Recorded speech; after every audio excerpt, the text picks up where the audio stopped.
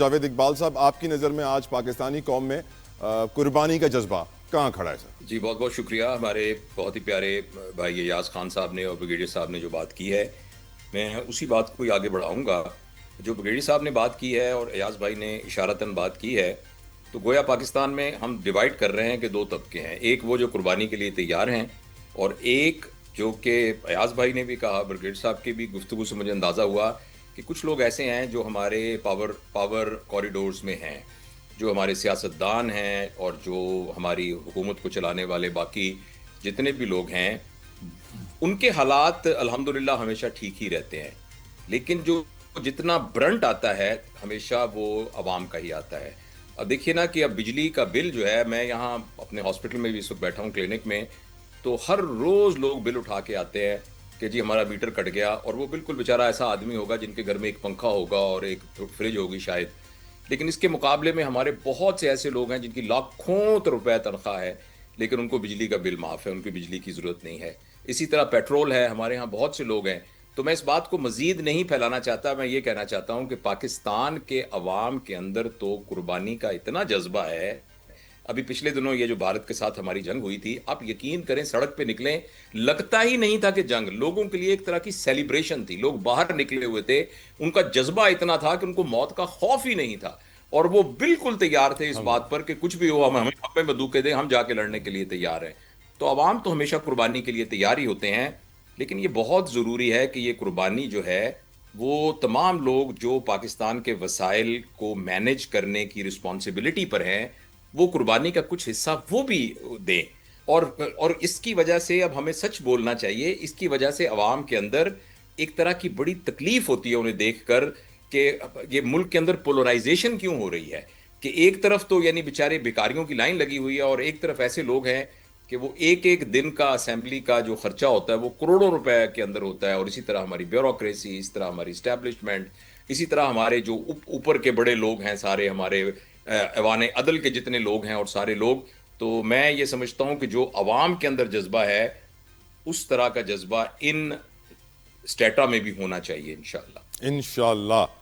قادری صاحب بہت شکریہ آپ کے وقت کے لیے۔ یہ بتائیے آپ کی نظر میں اس وقت قوم کے اندر قربانی کا جذبہ کس لیول پہ ہے سر؟ اعوذ باللہ من الشیطان الرجیم، بسم اللہ الرحمن الرحیم۔ سب سے پہلے آپ کا اور آپ کے پورے تمام مہمانوں کا، پینل کا بہت شکریہ، اور سب کو 70 جشن آزادی مبارک ہو، جزاک اللہ، دکھی دل کے ساتھ۔ اور لیکن ابھی ایاز بھائی کی، بریگیڈیئر صاحب کی، اور ابھی ڈاکٹر صاحب نے جو باتیں کی ہیں اس کے ساتھ میرا ووٹ ہے، اور میں سمجھتا ہوں کہ یہ سوچنا ہمیں اور آپ کو چاہیے کہ پاکستان بنا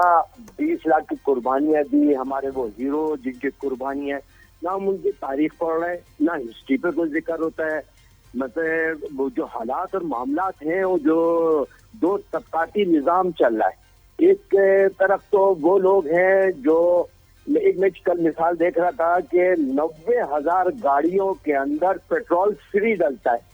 جو کہ اگر اس کو ہم کنورٹ کریں کرنسی کے اندر تو 225 ارب روپے ہوتے ہیں، جو پیٹرول فری ہے، ڈاکٹر فری، اسپتال فری، سب کچھ فری، اور غریب کی غربت، غریب کو مٹانا ہے، غربت مٹانی ہے، غریب کو مٹا دو۔ لیکن پچھلے دنوں جو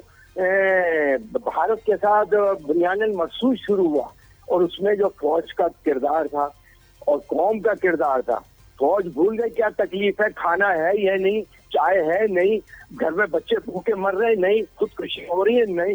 آج سیاستدان کی بے حسی دیکھ کر بھی بڑا دل روتا ہے، لیکن ہم نے دیکھا اس قوم کا جذبہ، قسم خدا کی، کہ اگر وہ جب بنیانی مخصوص ہوتا ہے، فجر کی نماز کے بعد شروع ہوتا ہے، تو ان کو وہ جواب ملتا ہے کہ شاید وہ قیامت تک آج آپ کا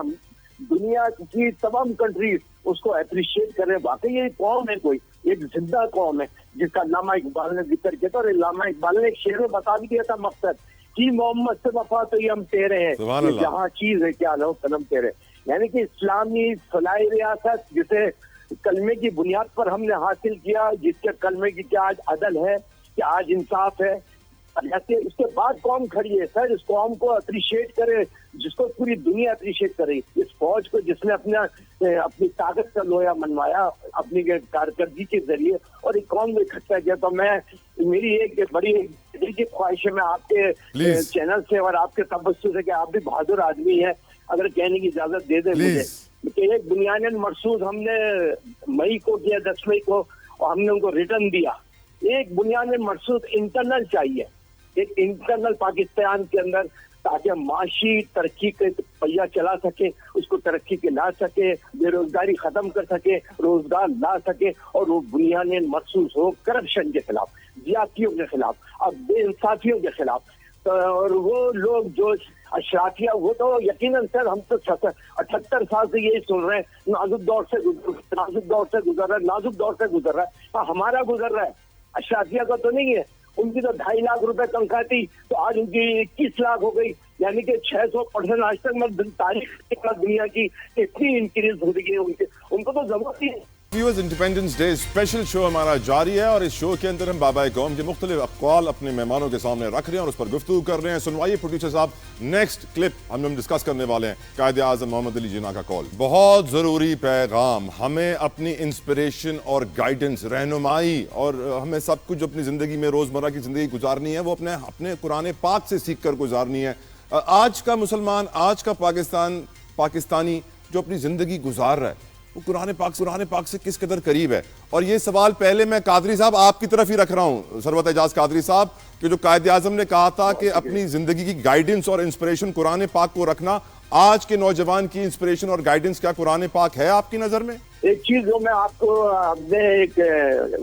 اسپیچ کر رہے تھے قائد اعظم رحمۃ اللہ علیہ, تو آپ انگلش میں اسپیچ کر رہے تھے. ایک صحافی گئے اور انہوں نے دیہاتی سے پوچھا کیا تمہیں ان کی اسپیچ سمجھ میں آ رہی ہے, ان کی گفتگو سمجھ میں آ رہی ہے؟ کہہ رہی ہے سمجھ میں نہیں آ رہی, لیکن یہ سچا آدمی ہے, سچا لیڈر ہے, یہ سچا پاکستانی ہے جس نے اس قیادت کو اکٹھا کر کے پاکستان بنایا. اور 2 قومی نظریے پہ جو پاکستان بنا تھا, نظریہ تو پتہ نہیں کہاں چلا گیا. لیکن ایک اور چیز جو آخری خطاب ان کا تھا, وہ اسٹیٹ بینک کے اندر جو ان کی اسپیچ تھی, اور انہوں نے اس سے کسی نے صحافی نے سوال کیا یہاں کا دستور کیا ہوگا, اور تو یہی وہی آج جو ابھی اسپیچ آپ نے سنی, قرآن ہمارے پاس ہے نا, سب کچھ ہے اس کے اندر, ہر مشکل کا حل ہے. اور ویسے قادری صاحب آپ کی نالج, دینی نالج مجھ سے بہت زیادہ ہے. ایک چھوٹا سوال پوچھنا چاہوں گا سر. آج اگر ہم پاکستان کی کسی بڑی کتب کی مارکیٹ میں چلے جائیں, کراچی کی اردو بازار میں چلے جائیں, تو ہمیں قرآن پاک کے کتنے قسم کے ترجمے ملتے ہیں سر؟ ہاں, یہ بھی سب سے, یہ اب اصل میں یہ گفتگو کے اوپر اگر ہم چلے گئے